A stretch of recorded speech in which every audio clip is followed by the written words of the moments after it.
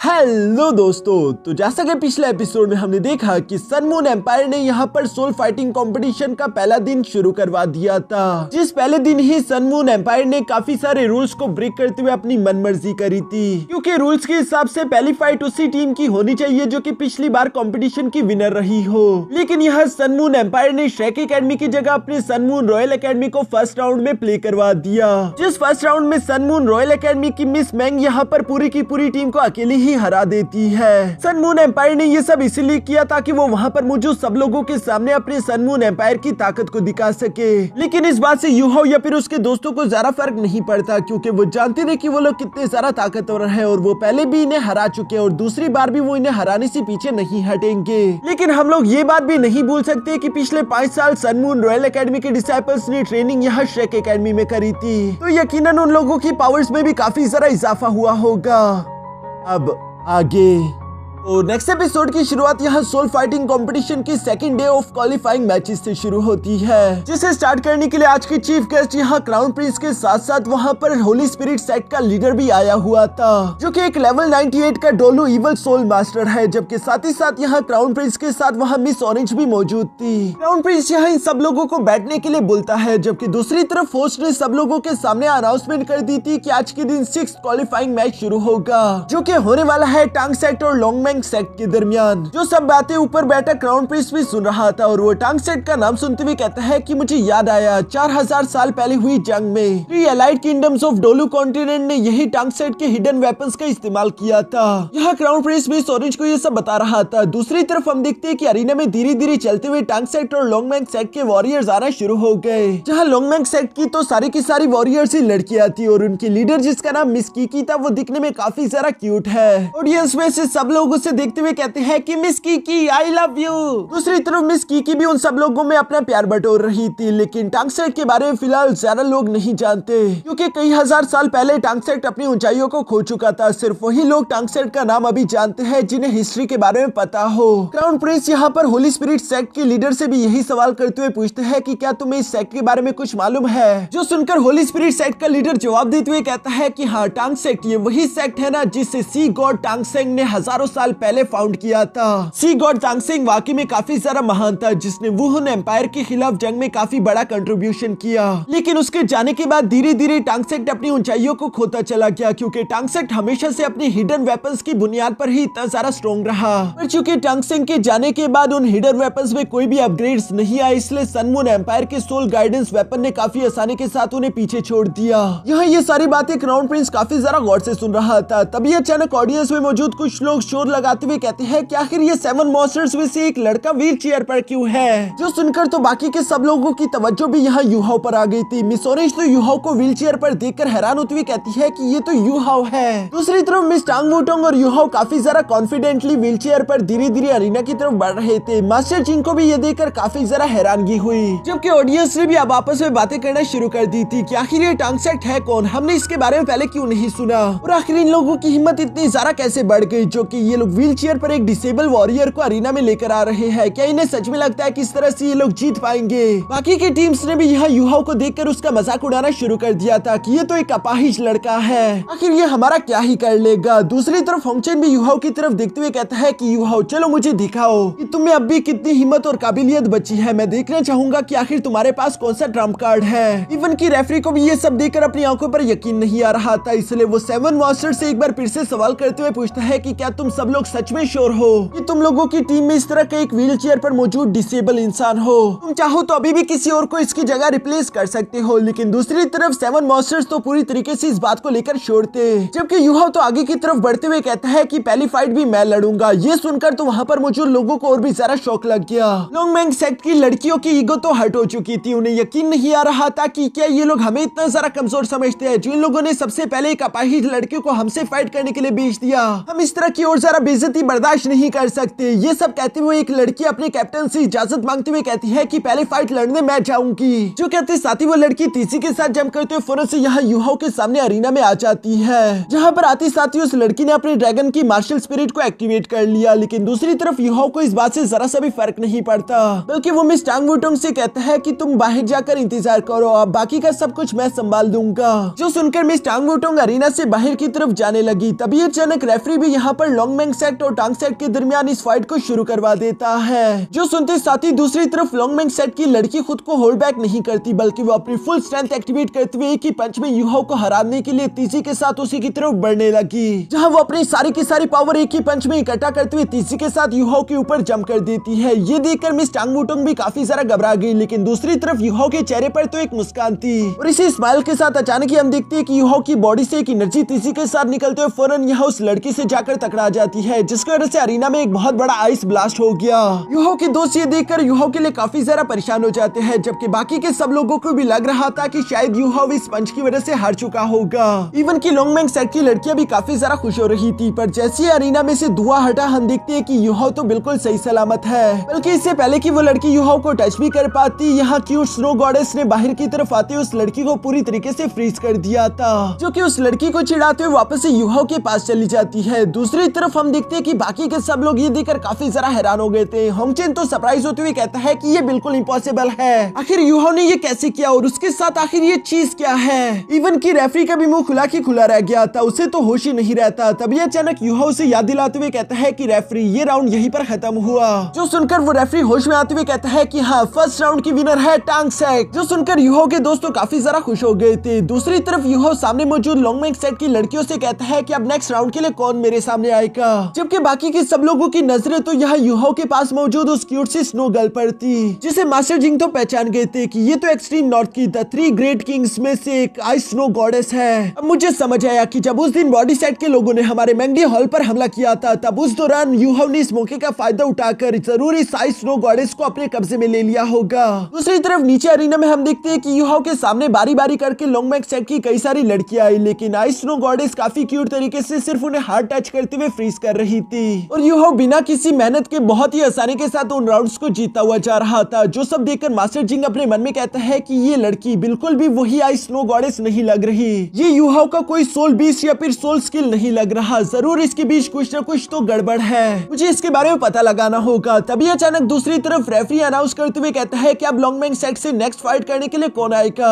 जो सुनकर हम देखते हैं कि उनकी लीडर मिस कीकी धीरे धीरे से अरीना की तरफ बढ़ने शुरू हो गई, जिसके पास भी लव ड्रैगन की मार्शल स्पिरिट थी। सब लोग ही वहाँ पर मिस कीकी को देखकर यूं ही चिल्ला रहे थे, जबकि दूसरी तरफ मिस कीकी बहुत ही प्यार से यहाँ यूहाओ के सामने आकर उसे खुद को इंट्रोड्यूस करवाते हुए कहती है कि मेरा नाम है नान कीकी और मैं हूँ लॉन्गमैन सेट की टीम कैप्टन, मुझे तुमसे मिलकर अच्छा लगा। जो सुनकर दूसरी तरफ यूहाओ भी एक छोटा सा इंट्रोडक्शन देते हुए कहता है कि मेरा नाम यूहाओ है टांग सेट से, जिसके बाद अब फाइट शुरू होने वाली थी, इसलिए क्यूट सी स्नो गर्ल यहाँ मिस कीकी के सामने आकर उसे फाइट के लिए आगे बढ़ने को बोलती है, लेकिन मिस कीकी के मन में तो कुछ और ही चल रहा था। वो स्नो गर्ल को डॉज करते हुए तीसी के साथ यूहाओ के पास पहुंच गई ताकि वो यूहाओ पर हमला करके सबसे पहले उसे हरा दे। यूहाओ भी मिस कीकी को अपनी तरफ बढ़ता हुआ देखकर कहता है कि क्या तुम एक डिसेबल इंसान को बुली करने की कोशिश करोगी, मुझे नहीं लगता ये अच्छी बात है। जबकि ये कहते साथ ही यूहाओ ने काफी आसानी से वहाँ अपने आइस एम्परर स्कॉर्पियन क्लॉ को एक्टिवेट कर लिया था, जो कि आसानी के साथ मिस कीकी के हमले को ब्लॉक कर देता है। जबकि तब तक स्नो गर्ल भी वापस से यूहाओ के पास आते हुए यहाँ मिस कीकी को पीछे की तरफ धकेल देती है। इसके बाद हम देखते हैं कि मिस कीकी यूहाओ से कह रही थी कि मैं समझ गई, तुम जानबूझकर सब लोगों के सामने खुद को कमजोर दिखा रही हो, जबकि तुम हो नहीं। ये कहते साथ ही वो लगातार यूहाओ पर हमले करने की भी कोशिश करती है, जहाँ यूहाओ उसके हमलों को ब्लॉक तो कर रहा था, फिर साथ ही साथ वो अपने मन में कहता है कि क्या इसकी ये फ्लेम मेरी एक्सट्रीम आइस को मेल्ट कर रही है। नहीं, ऐसा नहीं है, असल में उसकी फ्लेम में इनहाइलेशन पावर है, जो कि अपने सामने मौजूद किसी भी एलिमेंट को पूरी तरीके से खत्म कर देगी। ऊपर की तरफ से शेक एकेडमी की मिस जाओ भी यहाँ ये फाइट देख रही है और वो अपने मन में कहती है कि इनहाइलेशन की सोल एबिलिटी वाकई में काफी ज्यादा रेयर है। इस एबिलिटी का इस्तेमाल करते हुए इंसान अपने ओपिनियन के किसी भी एट्रीब्यूट को काफी आसानी के साथ डिकम्पोज कर देगा। जबकि नीचे अरीना में भी बिल्कुल ऐसा ही हो रहा था। मिस कीकी कुछ भी करके बस सिर्फ यूहाओ को एक हिट लगाना चाहती थी, लेकिन दूसरी तरफ यूहाओ अपनी एक्सट्रीम आइस एबिलिटी का इस्तेमाल करते उसके हर एक अटैक को ब्लॉक कर रहा था ताकि वो उसे खुद से दूर रख सके। फिर दूसरी तरफ मिस कीकी की रफ्तार भी धीरे धीरे करके इंक्रीज होती जा रही थी। वो अपने पर से सबसे पहले यूहाओ की एक्सट्रीम आइस वॉल को ब्रेक कर देती है, जिसकी वजह से उसे किस्मत से ओपनिंग मिल गई। वो तीसी के साथ जंप करते हुए यूहाओ युहो पर अपना फाइनल पंच करने वाली थी। पर दूसरी तरफ युहो तो अपनी जगह से बिल्कुल भी मूव नहीं करता और हमें जानने को मिलता है कि युहो ने तो लास्ट मोमेंट पर अपने सोल शॉक टेक्निक का इस्तेमाल किया था, इसीलिए मिस कीकी की मेंटल डिस्टॉर्शन हुई और वो युहो पर अपना निशाना नहीं लगा पाई, बल्कि वो उसे चूक कर साइड पर चली जाती है, जो देखकर तो मिस कीकी की आंखें खुली की खुली रह गई। दूसरी तरफ स्नो गर्ल भी अचानक से मिस कीकी पर हमला करते उसे और ज्यादा दूर धकेल देती है। मिस कीकी को समझ नहीं आ रहा था कि आखिर अचानक उसके साथ हुआ क्या, लेकिन अब वो गुस्से में युहो से कहती है कि तुम्हें क्या लगता है कि तुम्हें मैं व्हील चेयर पर भी नहीं हरा पाऊंगी, जो सुनकर दूसरी तरफ युहो मुस्कुराते हुए जवाब देकर बोलता है कि हाँ मुझे तो यही लगता है। जबकि स्नो गर्ल भी यहाँ मिस कीकी को चिढ़ा रही थी, इसलिए मिस कीकी गुस्सा होते हुए कहती है कि अगर आज के दिन मैं तुमसे हार गई तो मैं वादा करती हूँ कि मेरे सेट के हर एक बंदे की लास्ट में तुम्हारा नाम लगा दूंगी, जैसे कि मिस कीकी, युहो और बाकी के सब लड़कियों के नाम के पीछे भी युहो होगा।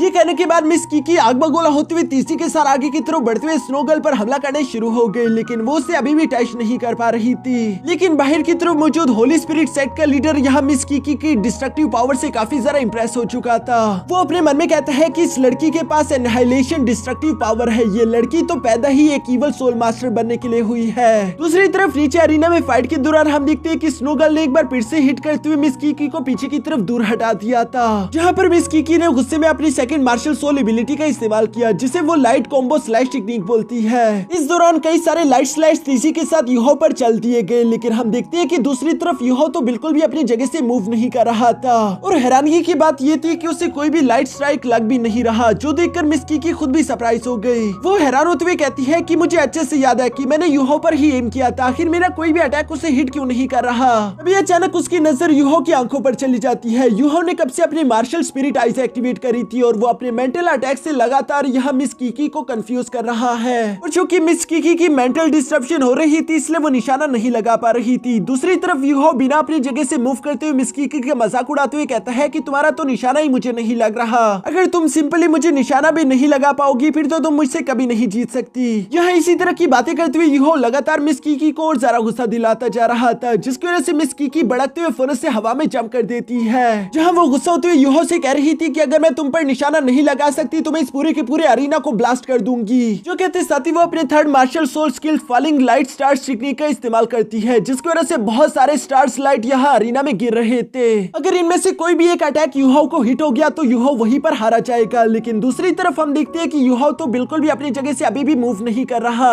जबकि क्यूट सी स्नो गर्ल भी उसके कंधे पर बहुत ही एटीट्यूड के साथ बैठी हुई थी और इन्हें पूरा यकीन था कि उसका कोई भी अटैक इन्हें हिट नहीं करेगा। मिस कीकी तो ये सब देखकर आग बगोला होती जा रही थी और अचानक से हम देखते हैं कि उसने चालाकी करते हुए कुछ फ्लेम बॉम्ब्स नीचे की तरफ गिरा दिए थे, जिससे वो अचानक ही युहो की तरफ भेजते हुए ब्लास्ट कर देती है। ये एक सरप्राइज अटैक था, इसलिए अरीना से बाहर मौजूद युहो के दोस्त भी ये देखकर काफी ज्यादा परेशान हो गए थे। उन्हें लग रहा था कि शायद युहो उस लास्ट अटैक से खुद को नहीं बचा पाया होगा, लेकिन जब अरीना से धुआं हटा तो हमें देखने को मिलता है कि युहो तो अभी भी बिल्कुल सही सलामत है, जो देखकर मिस कीकी हैरान होते हुए कहती है कि ये बिल्कुल इम्पॉसिबल है, तुम ये कैसे कर सकते हो। दूसरी तरफ युहो मुस्कुराते हुए अपने मन में कह रहा था कि मुझे ये मेंटल इंटरफेरेंस सोल स्किल मेरे 1 मिलियन पुराने सोल बीज से मिली है, इसलिए इसके ये मामूली अटैक्स डॉज करना तो मेरे लिए बिल्कुल ऐसा ही है जैसे मैं एक बच्चे से कैंडी छीन लूं। ये सब सोचते हुए युहो मुस्कुरा रहा था। दूसरी तरफ मिस कीकी भी आखिरकार एडमिट कर चुकी थी कि युहो वाकई में तुम काफी ज्यादा ताकतवर हो, लेकिन अब मैं अपने final special martial soul skill का इस्तेमाल करने वाली हूँ और इस समनिंग स्किल का इस्तेमाल करते हुए आज तक मेरे से कोई भी ओपिनियन बच नहीं पाया, जिसे वो ड्रैगन इनहाइलेशन क्लॉ टेक्निक का नाम देती है। इस टेक्निक के दौरान हम देखते हैं कि आसमान में एक बड़ा सा पोर्टल ओपन हो गया था, जिसके अंदर से एक ड्रैगन का क्लॉ तेजी के साथ युहो की तरफ ही बढ़ रहा है। युहो भी ये देखकर अपनी क्यूट सी स्नो गॉडेस की आइस एंड स्नो डोमेन और साथ ही साथ एम्परर पाम टेक्निक दोनों को एक साथ एक्टिवेट करवा लेता है, जिस आइस एंड स्नो डोमेन की वजह से एम्परर पाम टेक्निक की ताकत तो काफी ज्यादा इंक्रीज हो चुकी थी और इसी वजह से हम देखते हैं कि यहाँ एम्परर पाम टेक्निक का इस्तेमाल करते हुए स्नो गॉडेस ने काफी आसानी के साथ उस इनहाइलेशन क्लॉ को पूरी तरीके से खत्म कर दिया, जो देखकर तो वहाँ पर मुझे सब लोग ही काफी ज्यादा हैरान हो जाते हैं। मिस कीकी को ये सब देखकर बहुत ही ज्यादा गुस्सा आ रहा था। वो पीछे की तरफ हटते हुए यहाँ युहो को ताना देते हुए कहती है कि तुम इस स्नो गर्ल की वजह से ही मेरी इस पावरफुल अटैक को ब्लॉक कर पाए, अगर तुम इसका इस्तेमाल ना करते तो शायद तुम कभी भी मेरी ड्रैगन क्लॉ ऑफ इनहाइलेशन टेक्निक को ब्लॉक ही ना कर सकते। जो सुनकर युहो धीरे धीरे यहाँ मिस कीकी की तरफ बढ़ते हुए कहता है कि मेरी स्नो गर्ल को यूज करने के लिए मुझे अपनी सोल पावर का इस्तेमाल करना पड़ता है और तुम अच्छे से जानती हो कि इस पावरफुल सोल एबिलिटी को ब्लॉक करने के लिए कितनी ज्यादा सोल पावर की जरूरत पड़ेगी, और फिर भी अगर तुम्हें लगता है कि तुम किसी तरीके से भी मुझे चोट पहुंचा सकती हो तो ये सिर्फ तुम्हारी गलतफहमी है, क्योंकि तुम मेरे सामने सिर्फ एक बच्ची हो जो कि कभी भी मुझे चोट नहीं पहुंचा सकती। ये सब कहते हुए युहो लगातार मिस कीकी को गुस्सा दिलाते हुए धीरे धीरे उसी की तरफ आ रहा था, जबकि अब तक स्नो गर्ल भी यहाँ वापस से यूहो की बॉडी में जा चुकी थी। इसलिए मिस कीकी इस मौके का फायदा उठाते हुए दोबारा से अपने लव ड्रैगन को बाहर समन कर चुकी थी, जहाँ वो यूहो से कहती है कि बेशक तुमने एक बार मेरे ड्रैगन इनहाइलेशन क्लॉ टेक्निक को ब्लॉक तो कर लिया, लेकिन इसकी वजह से तुम्हारी सारी की सारी सोल पावर खत्म हो चुकी होगी। इसलिए मैं देखती हूँ कि दूसरी बार तुम मेरी इस ड्रैगन इनहाइलेशन क्लॉ टेक्निक को कैसे ब्लॉक करोगे। जो कहती है मिस कीकी ने एक बार फिर से अपने ड्रैगन इनहाइलेशन क्लॉ टेक्निक को रेडी करना शुरू कर दिया था, जो देखकर दूसरी तरफ यूहो को तो कोई भी फर्क नहीं पड़ता, बल्कि वो अपने दो मामूली 10 साल पुराने सोल रिंग और 10,000 साल पुराने सोल रिंग को समन करने के साथ साथ अपने गोल्डन क्लॉ को भी एक्टिवेट कर लेता है, जिसे यूहो अपने स्पिरिट आइस के साथ मर्ज कर चुका। और इसी वजह से यूहो बिना अपनी जगह से मूव करे हुए सिर्फ स्टिमुलेशन टेक्निक से अपने गोल्डन क्लॉ से उस ड्रैगन इनहाइलेशन क्लॉ को काट देता है। जबकि साथ ही साथ हम देखते हैं कि यूहो ने इसी दौरान यहाँ मिस कीकी पर एक मेंटल अटैक भी कर दिया था, जिसकी वजह से तो वो नीचे गिर जाती है। सब लोग ये देखकर काफी ज्यादा सरप्राइज हो गए थे, जबकि यूहो के दोस्तों को उसे इतना ज्यादा पावरफुल देखकर काफी ज्यादा खुशी हुई। दूसरी तरफ हम देखते हैं कि यूहो भी तीसी के साथ आगे की तरफ मूव करते हुए यहाँ मिस कीकी के सामने आ गया, जहाँ उसने अपने गोल्डन क्लॉ उसकी गर्दन पर रख दिए थे और वो मिस कीकी से कहता है कि क्या तुम आगे लड़ना चाहोगी, जिस पर मिस कीकी कहती है कि नहीं, मैं हार मानती हूँ। जबकि उसकी टीम मेंबर्स तो पहले से काफी ज्यादा इंजर्ड थे, इसलिए वो कहती है कि बल्कि मेरी सारी की सारी टीम हार मानती है, जिसका मतलब कि यूहो ने अकेले ही पूरे के पूरे लॉन्गमैन सेट की टीम को हरा दिया था। ये देखकर यूहो के दोस्तों काफी ज्यादा खुश हो गए, जबकि साथ ही साथ ऑडियंस भी अब यूहो और उसके टंग सेट को पहचानना शुरू हो गई थी, बल्कि वो उनके फेवरेट्स बन चुके हैं। क्योंकि सोचो कि अगर इन 7 मॉन्स्टर्स में से कोई एक ऐसा वॉरियर जो कि अभी डिसेबल है, उसने ही पूरी की पूरी टीम को अकेले हरा दिया, तो बाकी के 6 क्या करेंगे। यहाँ ये सब होता हुआ देखकर होंगचेन को बिल्कुल अच्छा नहीं लगता, इसलिए वो गुस्से के साथ वहाँ से चला गया, क्योंकि उसे लग रहा था कि यूहो तो काफी ज्यादा कमजोर हो चुका होगा और वो यूहो को ऑलरेडी सरपास कर चुका है, लेकिन अब उससे भी थोड़ा बहुत डाउट होने लगा। दूसरी तरफ हम देखते हैं कि क्राउन प्रिंस को भी अब यूहो काफी ज्यादा इंटरेस्टिंग लगने लगा, इसलिए वो मिसोनी से सवाल करते हुए पूछता है कि आखिर यूहो ने ये कौन से सोल स्किल का इस्तेमाल किया और आखिर वो जिस बीस्ट को समन कर रहा था ये किस तरह का बीस्ट है, मैंने आज से पहले ऐसी कोई चीज कभी नहीं देखी थी। जो सुनकर मिस सोनिन जवाब देते हुए कहती है कि मुझे इसके बारे में कुछ नहीं मालूम। ये सुनकर क्राउन प्रिंस से दोबारा सवाल करते हुए पूछता है लेकिन तुम दोनों तो एक ही क्लास में थे, साथ ही तुम दोनों की दोस्ती भी काफी ज्यादा अच्छी थी, फिर आखिर तुम्हें उसके बारे में कैसे नहीं मालूम। जो सुनकर मिस सोनिन थोड़ी सी परेशान हो गई, वो समझ गई थी कि क्राउन प्रिंस ने मेरी और यूहो की जरूर इन्वेस्टिगेशन करवाई होगी, लेकिन फिर वो क्राउन प्रिंस को बताती है कि मैंने यूहो के साथ ज्यादा वक्त नहीं गुजारा था, मैंने बस सिर्फ उसके साथ 1 महीना गुजारा, इसलिए मुझे उसके बारे में ज्यादा जानने का मौका ही नहीं मिला। मैं बस सिर्फ इतना ही जानती हूँ कि यूहो के पास 2 मार्शल स्पिरिट्स है। पर तभी अचानक वहाँ मास्टर जिंग आ गए थे, जो कि क्राउन प्रिंस से कहते हैं कि हमें कुछ भी करके इस लड़की को जान से मारना होगा, हम इसे जिंदा नहीं छोड़ सकते। जो सुनकर मिस सोनिच काफी ज्यादा हैरान हो गई थी। दूसरी तरफ मास्टर जिंग यहाँ अपनी बात को मुकम्मल करते हुए बताता है इस लड़की यूहो ने हमारे मैंगडी हॉल से पूरे 1 लाख साल पुराने बीस्ट के एम्ब्रियो को चुरा लिया था, ये वही बीस्ट है जो कि अभी इसने समन किया था। जबकि साथ ही साथ मास्टर जिंग ये बताता है कि पिछली बार के सोल फाइटिंग कंपटीशन में यूहो श्रेक एकेडमी को रिप्रेजेंट कर रहा था, तब उसके पास सिर्फ 3 सोल रिंग्स थे, लेकिन फिर भी उसने बहुत ही ज्यादा आउट क्लास परफॉर्म किया और वो लोग उस साल के चैंपियन बन गए। उसके बाद एक्सचेंज डिसाइपल प्रोग्राम हुआ, जहां यूहो ने हमारे सन मून रॉयल एकेडमी को ज्वाइन किया था। इस प्रोग्राम के दौरान यूहो ने हमारे सन मून रॉयल एकेडमी के एडवांस सोल गाइडेंस के बारे में भी अच्छे से सीख लिया। इवन ये लड़का एक दफा ब्लैक ड्रैगन का टारगेट था, तो इसने ब्लैक ड्रैगन के साथ फाइट करी और ब्लैक ड्रैगन से जिंदा निकलकर भाग गया। ये धीरे धीरे हमारे हाथों से बाहर निकलता जा रहा है। अगर हमने इस लड़के को यूं ही ग्रो करने दिया तो मुझे लगता है कि ये हमारे सन मून एम्पायर के लिए फ्यूचर में एक बहुत बड़ा खतरा बन जाएगा। दूसरी तरफ होली स्पिरिट सेट का लीडर भी ये सारी बातें सुनकर अपने मन में कहता है कि अच्छा तो ये है वो लड़का। मैंने सुना तो था कि सीनियर ब्लैक ड्रैगन से एक टारगेट बचकर भाग गया, लेकिन वो एक ऐसा बच्चा होगा ये मैंने बिल्कुल नहीं सोचा था। इवन की क्राउन प्रिंस खुद भी यहाँ यूहो की ये सारे कारनामे सुनकर काफी ज्यादा सरप्राइज थे। इसके बाद हम लोगों को कुछ घंटों बाद का सीन दिखाया जाता है, जहाँ बहुत सारे कॉम्पिटिशन हो चुके थे। तभी अचानक होस्ट यहाँ अरीना में आकर सब लोगों के सामने अनाउंस करते हुए बोलता है इस सोल फाइटिंग कंपटीशन का फर्स्ट प्री एलिमिनरी राउंड खत्म हो गया, जिसमें 167 टीम्स में से सिर्फ 84 ही सेकंड नॉकआउट राउंड के लिए क्वालिफाई कर पाए। तो इसके बाद अब सोल फाइटिंग कंपटीशन का सेकंड पार्ट शुरू होगा, जिस राउंड में पहली फाइट उसी टीम की होने वाली है जो कि पिछले कई बार सोल फाइटिंग कंपटीशन की विनर रही। मैं बात कर रहा हूँ श्रेक एकेडमी की। देखते हैं कि इस बार श्रेक एकेडमी हमें क्या सरप्राइज देगी। यह श्रेक एकेडमी का नाम सुनकर तो ऑडियंस में एक तरह का पागलपन ही आ गया था। वो सब लोग ही श्रेक एकेडमी को फाइट करता हुआ देखना चाहते थे, जबकि दूसरी तरफ फर्स्ट राउंड में श्रेक एकेडमी की फाइट होने वाली थी टियानली सेक्ट से। लेकिन तभी अचानक होस्ट यहाँ एक न्यू सरप्राइज के बारे में बताता है। वो बताता है कि इन दोनों टीम्स को 2 तरह की कंपटीशन एक दूसरे से लड़ने होंगे। एक राउंड में ये लोग 1 वर्सेस 1 की फाइट करेंगे और एक राउंड में ये लोग टीम वर्सेस टीम की फाइट करेंगे। तो जिस भी टीम के ज्यादा वॉरियर इस फाइट को जीतेंगे वही इस मैच की विनर होंगे। ये सब कहने के बाद होस्ट दोनों टीम्स को अरीना की तरफ इनवाइट कर लेता है, जहां टियानलिन सेट की टीम और शेक एकेडमी की टीम दोनों ही धीरे धीरे करके अरीना की तरफ बढ़ने लगी। सब लोग इस शेक एकेडमी की ताकत को अच्छे से जानते हैं और वो सब लोग इस फाइट के लिए बहुत ही ज्यादा एक्साइटेड भी थे। उन्हें तो लग रहा था कि टियानलिन सेट की किस्मत ही खराब है, जो उन लोगों की फाइट शेक एकेडमी से हो गई वो लोग कभी नहीं जीत पाएंगे। जबकि दूसरी तरफ टियानलिन सेट का लीडर भी इस बात को अच्छे से जानता था कि शेक एकेडमी उनसे कई सारा पावरफुल है, इसलिए वो धीरे से आगे की तरफ बढ़ते हुए कहता है कि शेक एकेडमी, मैं तुम लोगों के साथ नेगोशिएशन करना चाहता हूँ, क्यों ना हम लोग 1 वर्सेस 1 फाइट को रहने दे और डायरेक्टली टीम वर्सेस टीम की फाइट करें। दूसरी तरफ शेक एकेडमी के सारे डिसाइपल्स तो पहले से ही काफी ज्यादा कॉन्फिडेंट थे, उन्हें पूरा यकीन था कि वो लोग जीत जाएंगे। जबकि वांग काइनीर भी अपने मन में कहती है कि मिस जाओ ने हम लोगों को इस टीम के बारे में सब कुछ बता दिया था, हम लोग पूरी प्लानिंग के साथ आए हैं, इसलिए बेहतर यही होगा कि हम लोग पहले 1 वर्सेस 1 राउंड को रहने दे और डायरेक्टली टीम वर्सेस टीम की फाइट करके जल्द से जल्द इस राउंड को जीत जाए, क्योंकि ये लोग तो हमें नहीं हरा सकते। जो सारा कुछ सोचने के बाद वांग काइनीर भी रेफरी से कहती है कि ठीक है, हम लोग भी विड्रा करने के लिए तैयार है, और चूंकि दोनों टीम ने एक साथ विड्रा कर लिया था,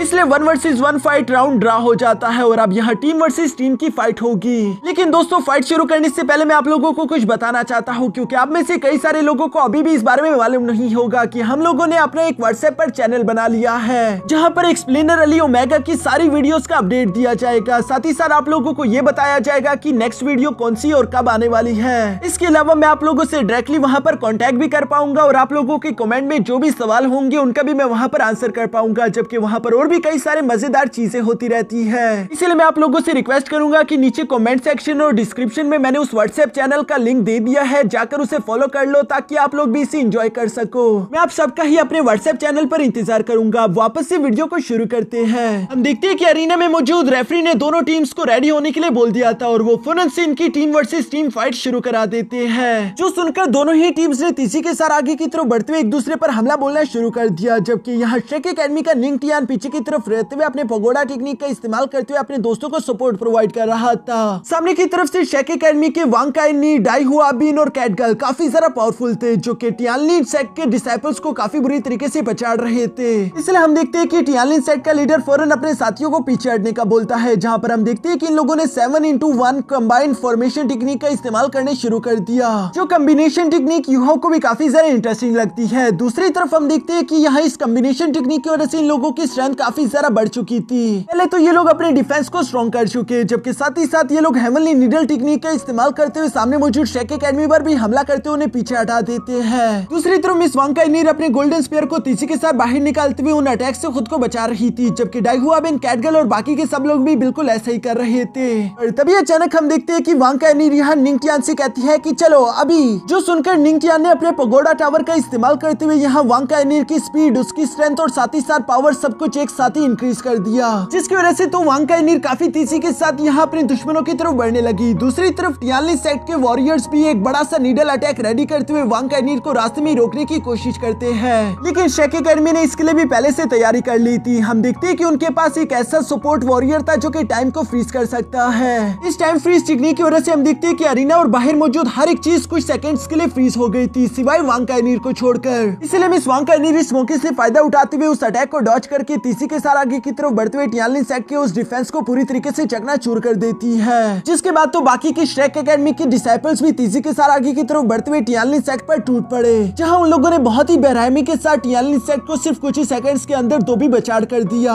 जो देखकर तो सब लोग हैरान हो गए थे। और वो लोग आपस में बातें करते हुए कहते हैं कि शेक एकेडमी तो पहले से भी काफी ज्यादा ताकतवर हो चुकी, जबकि दूसरी तरफ यूहो भी यहाँ पर वांग काइनीर और उसके दोस्तों की तरफ देखते हुए कहते हैं कि इनकी टीम वर्किंग काफी ज्यादा बेहतर हो चुकी है। यहाँ यूहो ये सब सोच रहा था, तभी अचानक उसे ऊपर से किसी का इवल ऑरा महसूस हुआ, जो कि या तो मिस याओटाओ का होगा या फिर मिस टांगिया का। यूहो इस ऑरा को पहचानता है, लेकिन उसे कुछ समझ नहीं आ रहा कि आखिर ये है कौन। इसके बाद नेक्स्ट फाइट में हम देखते हैं कि यहाँ होली स्पिरिट सेट की टियांडो कॉलेज के साथ फाइट होने वाली थी, जबकि दूसरी तरफ ऊपर मौजूद मिस मेंग यहाँ अपने टीचर माँ से कह रही थी कि यूहो के बगैर भी शेक एकेडमी अभी भी उतनी ही ज्यादा ताकतवर है, जो सुनकर टीचर माँ उसे जवाब देते हुए कहते हैं कि फिलहाल खतरे की बात शेक एकेडमी नहीं बल्कि कोई और है। उसका ये बस कहना ही था कि तभी अचानक हम लोगों को नीचे अरीना में होली इवल स्पिरिट सेट के वॉरियर्स दिखाए जाते हैं, जो कि बहुत ही आसानी के साथ अपने ओपिनियंस को बहुत ही बेरहमी से मारकर हरा चुके। ये देखकर तो वहाँ पर मुझे सब लोगों की आंखें खुली की खुली रह गई थी, जबकि टीचर माँ मिस मेंग से कह रही थी कि बस उम्मीद करो कि हम लोगों का शुरू में सामना इवल स्पिरिट सेट से ना हो जाए। और यहाँ उनके ये कहते साथ ही हमारा ये एपिसोड यहीं पर खत्म हो जाता है।